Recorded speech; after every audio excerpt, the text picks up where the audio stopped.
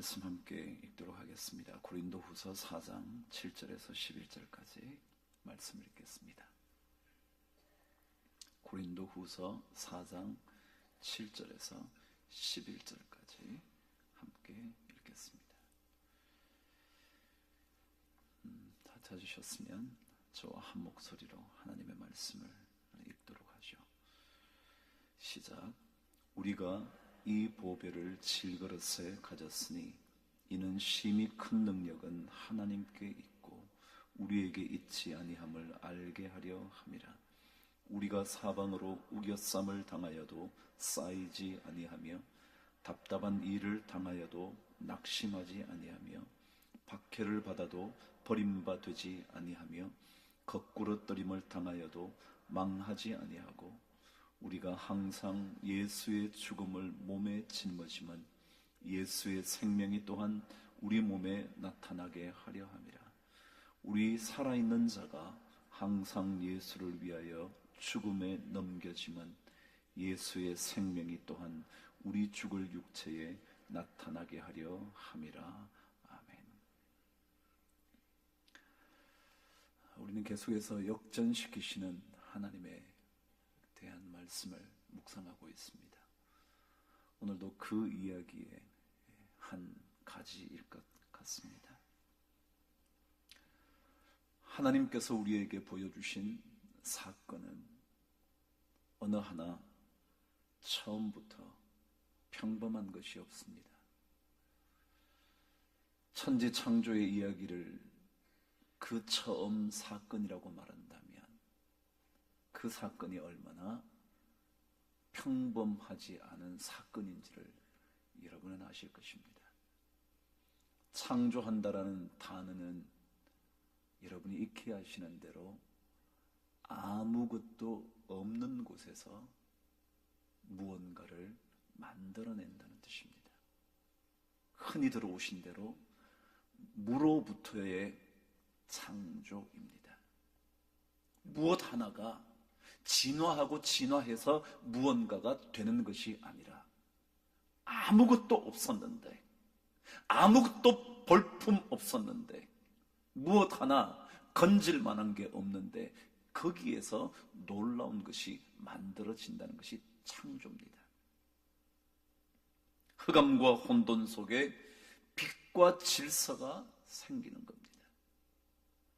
흑암이라는 곳에서 빛의 가능성을 볼 수 없는데, 절망 가운데 희망의 빛을 볼 수가 없는데 그것을 만들어내시는 것, 그것이 창조라는 단어의 의미입니다. 그래서 하나님께는 평범함이라는 것은 결코 걸맞지 않는 단어일 겁니다. 이사야서를 통해서 우리는 다시 오실 메시아에 대한 한 예언의 말씀을 듣게 됩니다. 잘 아시는 말씀 기억하시겠죠? 이는 한 아기가 우리에게 낳고 한 아들을 우리에게 주신 바 되었는데 그의 어깨에는 정사를 메었고, 그다음 말입니다. 그의 이름은 기묘자라, 모사라, 전능하신 하나님이라, 영존하시는 아버지라, 평강의 왕이라 일컬음을 받을 거다 그랬습니다. 그분의 이름, 영존하시는 아버지이신 하나님이신 그분의 이름이 뭐냐면 기묘자랍니다. 기묘하다는 거죠.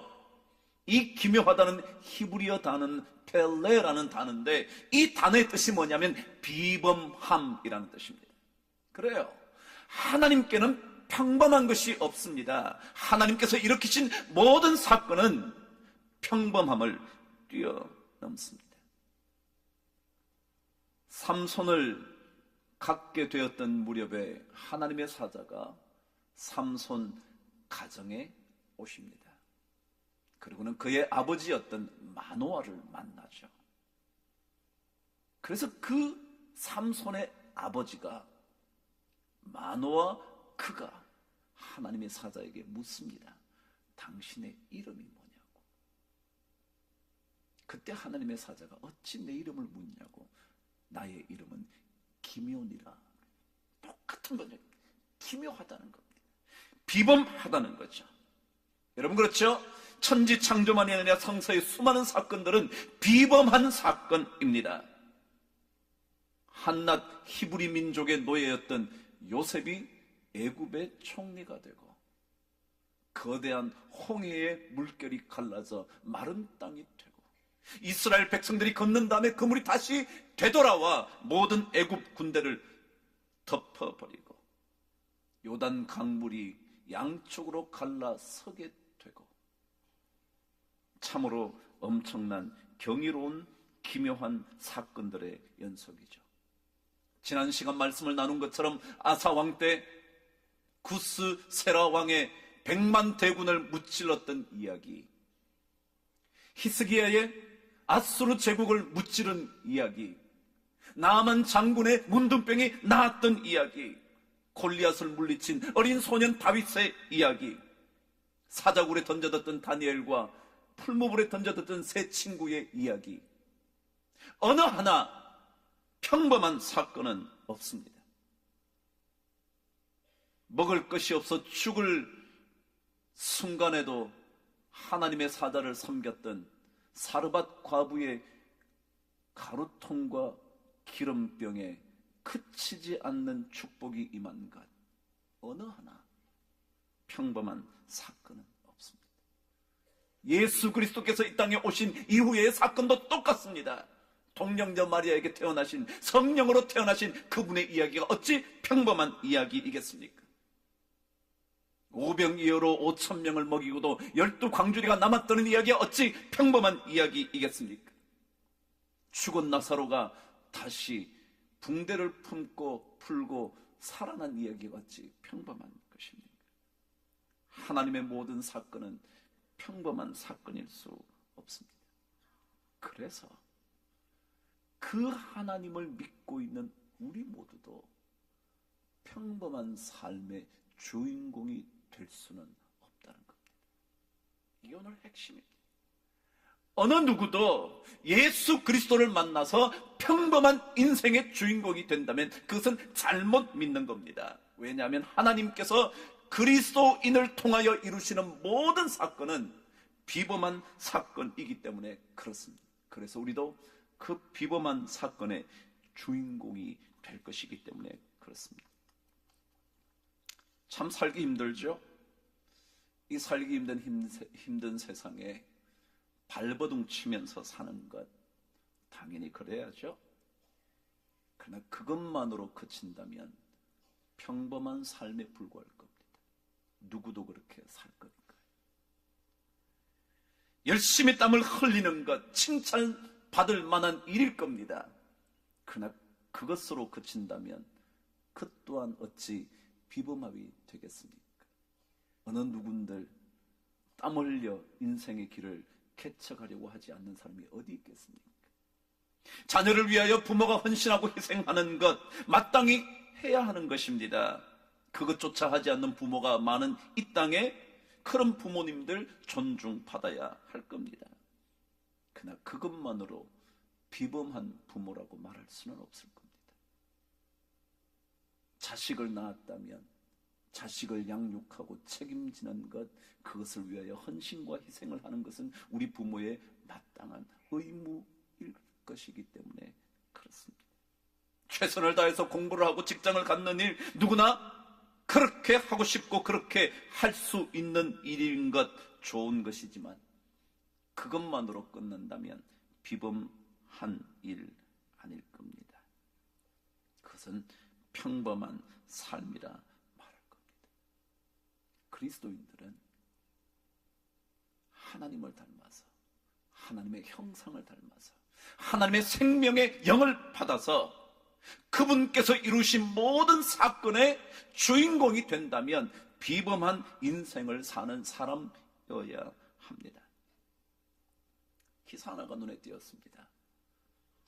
최경주라는 사람이죠. 믿음의 좋은 운동선수라는 얘기를 듣게 됩니다. 그가 후배들을 모아놓고 이런 얘기를 했답니다. 더 버려라. 더 버려라. 여기에 만일 아주 아주 멋진 사과가 있다고 하죠. 그런데 많은 사람들은 그것이 아까워서 먹지도 못하고 주지도 못하더라. 너무 좋아서. 사과 얘기겠습니까? 이 땅에 사는 동안 정말 멋진 것이 있어서 그걸 보는 순간 너무 좋으니까 먹어야 되는데 먹기도 아깝고, 안 먹으면 그럼 남 주면 되는데 주는 것도 아까워. 어쩔 줄 몰라 안 되는 거죠. 그러면서 그럴 때는 어느 정도만 과감하게 주고 나머지를 먹으면 그 나머지를 채우기 위하여 더욱더 노력하게 되는 법이다. 자신을 깎아내어버려야 새로운 의지와 인내와 정신력이 생겨난다. 마음을 비우지 않으면 아무리 좋은 것을 준다 해도 받을 수가 없다. 평범한 세상은요, 더 가져야 한다고 말하죠. 평범함이죠. 돈을 더 잘 벌기 위해서 더 좋은 직장을 가야 하고요, 더 좋은 직장을 가기 위하여 더 좋은 스펙과 대학 졸업장을 가져야 하고요. 이게 평범한 삶입니다. 힘겨운 삶일지는 모르지만, 그것을 이루기 위하여 애써야 하는 삶일지는 모르지만 평범한 삶에 불과합니다. 그러나 그런 세상에서 과감하게 한 부분을 떼어내어주고 나머지를 취하게 되면 부족한 것을 얻기 위해 더 몸부림치게 되는, 그게 진짜 비범함이라는 것. 그리고는 그가 이렇게 말했습니다. 돈을 보고 운동을 하는 선수는 짐을 싸서 집으로 가는 게 좋다. 운동을 통해서 남을 돕겠다는 마음, 그래서 팬들의 마음속에 길이 기억되고 싶은 그런 마음을 가진 거대한 동기가 없이는 결코 위대한 선수가 될 수 없다. 평범한 선수는요, 프로라면 돈 벌어야죠. 돈의 액수에 따라서 그 선수의 값어치가 결정되는 프로 선수라면 돈 벌어야죠. 마땅하죠. 그러나 그것은 평범함이고요. 그러나 그 운동을 통하여 얻게 된 돈을 가지고 남을 도우기로 결정했다면 그게 위대함, 비범함의 인생이 된다. 그런다는 겁니다. 요즘 우리나라에 유명한 야구 선수 한 사람이 있습니다. 유현진이래요. 류현진. 어디가 있죠? 이야, 여자들도 다 아시네요. 하도 우리나라 선수가 잘해가지고요. LA 다저스의 선수로 갔죠. 너무 잘한대죠. 근데 제가 그 사람 얘기하려는 게 아니라 그 팀의 최고의 투수 한 사람이 있습니다. 그 사람의 이름이 클레이튼 크러쇼라는 사람이랍니다. 겨우 나이 20몇 살밖에 되지 않은 그가 최고의 투수랍니다. 근데 그는 독실한 그리스도인이라네요. 틈만 나면 하나님의 말씀을 묵상하고 성경 공부에 참여하고, 겨울 기간, 훈련이 없는 기간 한 달 동안이 되면 모든 짐을 싸서 아프리카 잠비아로 가서 고아원에서 아이들을 섬긴답니다. 신혼여행도 여행지를 찾아간 것이 아니라 아프리카를 찾아가 어린 아이들을 돌보고 신혼여행을 마치고 왔다네요. 참 대단한 친구죠. 근데 그가 이런 말을 했습니다. 신앙이 나를 성숙시켜 주었습니다. 그리고 신앙이 나의 삶의 스타일이 되어버렸습니다. 제가 하는 모든 일은 전부 하나님을 위한 것입니다. 내게 운동은 바로 그런 것 중에 하나이죠. 평범한 인생은요, 프로가 되어서 더 좋은 기록을 남겨서 더 좋은 대우를 받는 것, 그러니까 평범한 인생입니다. 좋은 기록을 남겨서 명예의 전당에 올라가는 일, 좋은 일이지만 그것은 평범함에 불과합니다. 그러나 자신의 시간을 내어서, 자신의 물질을 내어서, 그가 탈삼진 스트라이크 아웃을 잡을 때마다 100불씩 내어서 수만 불을 그 아이들을 위하여 끊임없이 도울 수 있다면 그것은 평범함을 지나가는 인생일 겁니다. 오늘 말씀은요, 서론이 길었지만 오늘 말씀은 평범함이 아니라 하나님의 비범함을 닮아가는 그리스도인들에 대하여 어떻게 기록하고 있는지 그 말씀 하나를 보시려고 합니다. 그걸 보고 나면 그런 사람에게 역전을 불러주시는 하나님의 역사가 어떠한 것인지를 우리가 보게 될 것이기 때문에 그 말씀을 먼저 묵상하게 될 겁니다. 10절 말씀 저와 함께 읽겠습니다. 시작. 우리가 항상 예수의 죽음을 몸에 짊어짐은 예수의 생명이 또한 우리 몸에 나타나게 하려 함이라. 하나님의 비범함의 사건 속에 내가 들어와 있기를 원하는 사람들의 중요한 특징 하나는 예수의 죽음을 자기 몸에 짊어지겠다는 결단을 한다는 겁니다. 예수의 죽음을 자기 몸에 지겠다. 예수의 죽음, 십자가의 죽음은 복음의 핵심입니다. 다시 말하면 그리스도인들이 비범한 인생의 주인공이 되려면 복음의 정신에 묶여 사는 겁니다. 복음의 정신. 예수 그리스도의 구원의 십자가의 죽음, 그거 붙들고 사는 거래요. 그런데 그 복음을 붙들고 사는 사람들은 예수의 죽음, 십자가의 고난을 몸에 짊어진다. 다시 말하면 복음을 붙잡고 고난의 삶을 살기로 결단한다라는 겁니다. 이게 비범함입니다. 뭐요?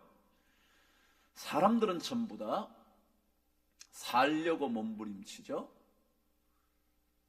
살려고 하는 이유가 더 행복한 인생, 더 평안한 인생을 더 잘 살아보기 위해서 이를 악물고 살아가려고 하는데 우리는 예수의 죽음의 십자가의 고난이 죽음보다 더 힘들 때 그것을 내가 짊어지겠다고 말한다는 겁니다. 참 낯선 이야기입니다. 세상은 살아야 하고 더 좋은 것을 얻어야 하고 더 많은 것을 획득해야 하는데 그것이 아니라 예수의 죽음, 복음의 십자가의 고난을 내가 짊어지고 살겠다. 내 몸에 짊어지고 살겠다. 사도 바울이 그런 고백한 적 있는 거 기억하시나요? 나는 이제 너희를 위하여 받는 괴로움을 기뻐하고 그리스도의 남은 고난을 그의 몸된 교회를 위하여 내 육체에 채우노라. 받는 괴로움을 기뻐하고 남은 고난을 내 육체에 채우려고 하는 인생이라는 건 좀 이상한 인생이에요. 평범하지가 않죠.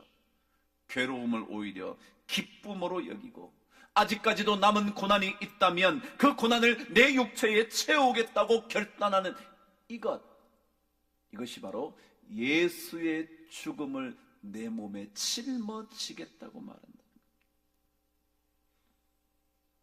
그렇습니다. 그리스도를 만나면 하나님의 말씀을 진짜 자신의 것으로 받아들이게 되면 삶이 자꾸 비범해집니다. 평범한 삶의 주인공이 아니라 안일한 삶의 주인공이 아니라 점점 더 비범한 삶의 순간으로 자꾸만 들어가게 됩니다. 고난이 다가오면 두렵기는 하지만 그러나 고난에 맞서 싸울 그 고난을 짊어질 능력과 용기를 오히려 하나님께 기도하는 겁니다. 여러분이나 저에게 다가온 고난이 지긋지긋하지 않습니까? 저도 생각만 해도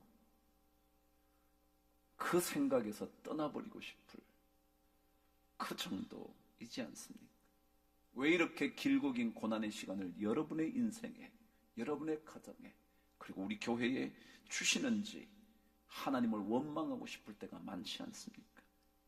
언제 이 고통과 고난을 거두어 가실 거냐고 우리가 울부짖으면서 혹시 기도하고 있지는 않습니까? 그러나 우리가 다시 기도해야 합니다. 그것은 바로 하나님은 평범한 인생을 원하시는 것이 아니라 비범한 인생을 살아가기를 원하신다는 사실을 깨닫고 그분께 고난을 짊어질 수 있는 힘과 능력과 용기와 믿음을 달라고 오히려 우리는 울부짖는 기도를 해야 할 겁니다. 그리고 성큼성큼 고난을 향하여 걸어가면서 고난과 맞부딪혀서 그리고 그 고난이 어떻게 무너지게 되는지 마침내 확인해 볼 수 있기를 하나님께 기도해요. 왜냐하면 하나님은 우리의 삶이 평범한 삶이 되기를 원하지 않으시기 때문에 그렇습니다. 그렇다면 고난을 짊어지면 도대체 어떻게 되길래 주님은 이 비범한 삶으로 우리를 이끌어 가시려고 하는가? 예수의 죽음을 자꾸만 짊어지라고 하시는 걸까? 오늘 저와 함께 다시 한번 11절 말씀을 읽겠습니다. 10절 11절 읽겠습니다. 우리가 항상 예수의 죽음을 몸에 짊어짐은 예수의 생명이 또한 우리 몸에 나타나게 하려 함이라. 또요, 우리 살아있는 자가 항상 예수를 위하여 죽음에 넘겨짐은 예수의 생명이 또한 우리 죽을 육체에 나타나게 하려 함이라. 이 고난의 십자가를 짊어지기로 결정을 하면 그때부터 예수의 생명의 능력이 내 안에 나타나기 시작하기 때문에 그렇다. 다시 한번요. 왜 우리가 고난의 십자가 예수의 죽음을 몸에 짊어져야 하는가 하면, 아니 져야만 비범한 인생이 된다고 말하느냐 하면 그때라서야 예수의 생명의 능력이 내 안에 나타나기 시작하기 때문에 그렇다. 그전까지는 예수는 믿지만 예수 생명의 능력이 드러나지는 않는 삶이라는 거예요. 예수는 믿지만 평범한 삶이라는 거예요. 그런데 고난을 짊어지기로 결단하고 나면 그때부터 예수의 생명이 나타나게 드러난다 그런 얘기입니다. 예수 생명의 능력이 드러나기 시작을 한다는 거예요. 바로 이게 역전이죠. 왜요? 죽음의 십자가를 짊어졌는데 생명의 능력이 나타나는 겁니다. 고난을 받기로 작정했는데 고난 속에서 하나님의 더 크신 능력이 나타나는 겁니다. 힘겨워 죽을 것 같은데 그때부터 하나님이 역사하기 시작하는 겁니다. 내가 할 수 있는 정도가 아니라 내가 할 수 없는 더 큰 능력. 오늘 말씀 7절을 보면 이렇게 기록되어 있죠. 우리가 이 보배를 질그릇에 가졌으니 이는 심히 큰 능력은 누구에게 있고요? 하나님께만 있는 거예요. 심히 큰 능력, 보통 능력은 우리에게 다 있어요. 일할 수 있고요, 돈 좀 벌 수 있고요, 공부할 수 있고요. 그건 우리에게 있어요. 그런데 심히 큰 능력, 그는 하나님께만 있고 우리에게는 없다. 이 보배가 누군데요? 예수인데요.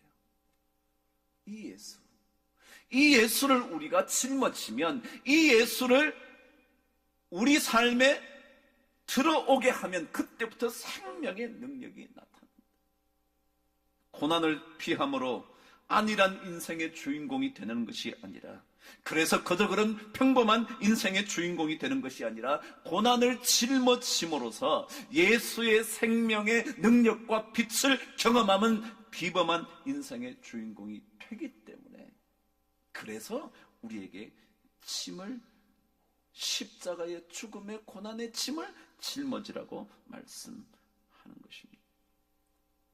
여러분 힘드시지 않습니까? 저도 그렇습니다. 다 피해버리고 싶지 않습니까? 저 또한 더 그럴 겁니다.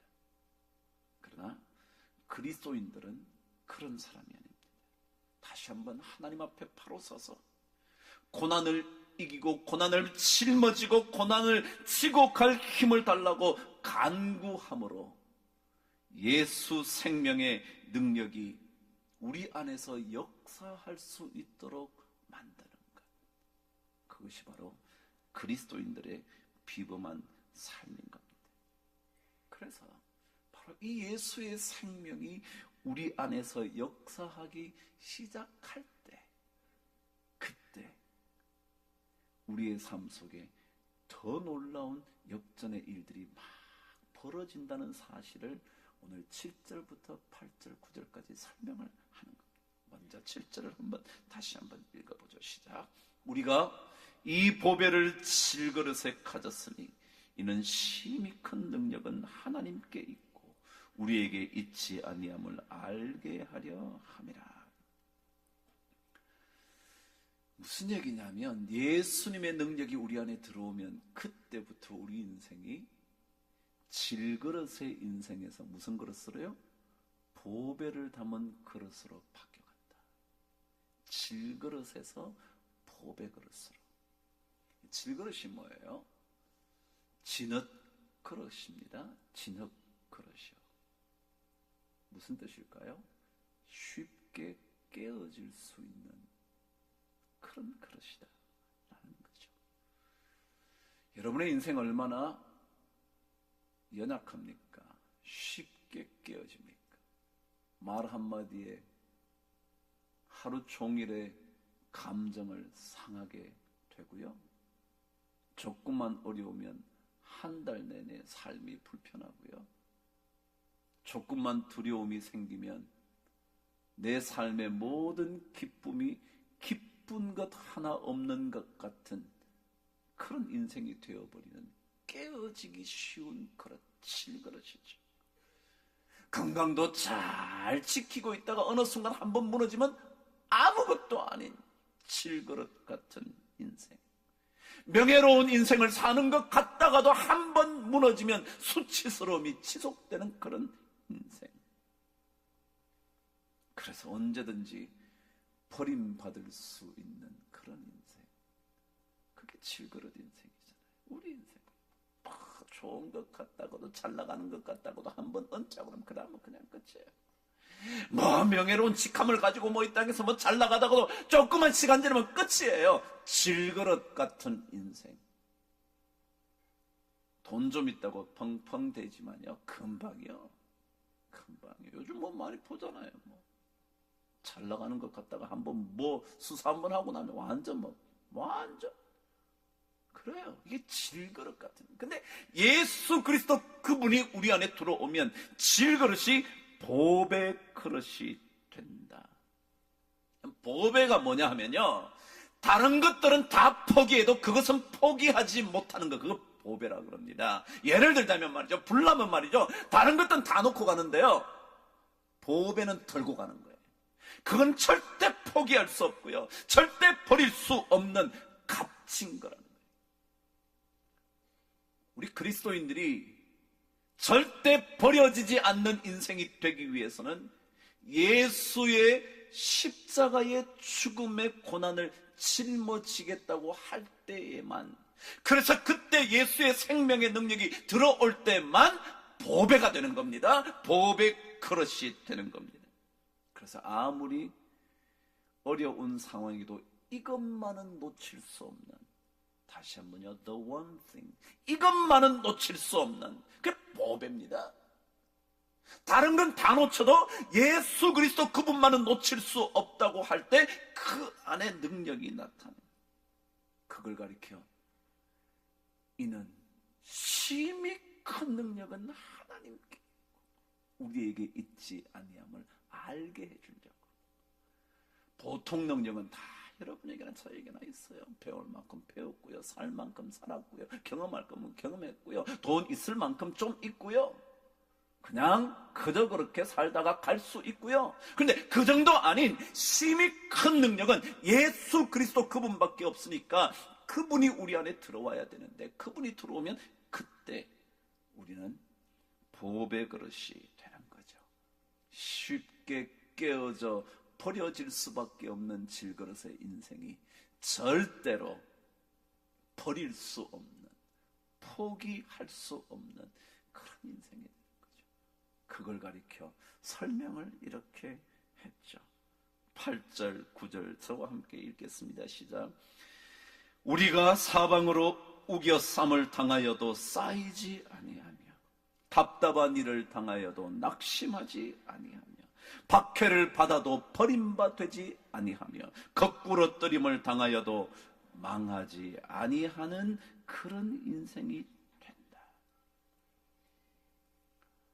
그래요. 사방에 우겨쌈을 당하죠. 그러나 역전이라는 것은요, 우겨쌈을 당했는데 안 쌓이는 거예요. 포위되지가 않는 거예요. 자꾸만 포위해 들어오는데 그것이 우리에게 위협이 안 되는 거예요. 포위에 들어오면 우리는 꼼짝할 수가 없는데 우리는 점점 더 거대한 하나님의 능력, 심히 큰 능력을 자꾸만 경험하게 됩니다. 언제요? 예수의 죽음을 우리 몸에 짊어지려고 할 때, 그 고난을 짊어지고 갈 수 있는 힘과 믿음과 용기를 달라고 주님 앞에 기도할 때 우리는요, 점점 더 우리를 포위하고 있는 사람들보다 더 큰 하나님의 군대와 병거와 불말들을 보게 된다는 거예요. 그래서 우리 삶이 자꾸 역전돼요. 답답한 일을 당하죠? 가슴이 답답해 죽겠죠? 답답하죠? 참, 진짜. 그런 때가 참 많죠. 그런데요, 우리는 그것 때문에 낙심하지 아니한대요. 답답한 일을 당하여도 뭐요? 낙심하지 아니해요. 어쩔 줄 몰라서 당황하고 있을 때, 영어는 perplexed, 어쩔 줄 몰라 할 때 그래도 절망에 빠지지 아니해요. But not in despair. 절대로 절망 속에 빠질 수 없어요. 그 다음 뭐예요? 박해를 당해도 뭐 하지 않는다고요? 박해를 당해도, 그래서 완전히 끝장났지, 버려지는 줄 아는데 버려지지 않는. 제가 얘기했잖아요. 질그릇은 깨지면 버려지는 거예요. 그런데 보배 그릇은 포기할 수 없어서 버릴 수가 없는 거예요. 그리고 거꾸로 뜨림을 당하여도 완전히 낙다운이 되어도요, 망하지 아니하는, 이게 바로 하나님의 형상을 닮은 비범한 인생의 주인공인 여러분과 우리의 인생임을 저는 믿습니다. 하나님은 우리를 평범한 삶의 주인공으로 만들고 싶어 하지 않습니다. 그분의 모든 사건이 비범함의 사건이었듯이 그분의 이름이 비범한 분이라는 뜻을 가진 것처럼, 그분의 이름이 기묘자이신 것처럼, 그분을 닮아가는 그분의 호흡과 그분의 생기를 받은 우리도 그분처럼 닮아가기를 원하신다는 것. 여러분 안에 예수의 죽음을 몸에 짊어지기로 결정하면 예수를 내 삶의 능력으로 받게 되어 그때부터 질그릇이 아니라 보배 그릇이 된다는 이 믿음을 가지고 우리 또다시 한 걸음씩 한 걸음씩 전진할 수 있는 모든 성도들 되시기를 주의 이름으로 축복합니다. 기도하겠습니다. 하나님 아버지, 힘들지만 오히려 그 고난을 짊어지기로 결단하고, 그리함으로 우리 안에 예수 생명의 능력이, 심히 큰 능력이 우리의 능력이 될 수 있도록 도와주시옵소서. 그래서 우리의 삶이 그저 그런 평범한 인생이 아니라 하나님을 닮은 비범한 기묘한 인생의 주인공 다 되도록 도와주시기를 예수 그리스도 이름으로 기도드리옵소서.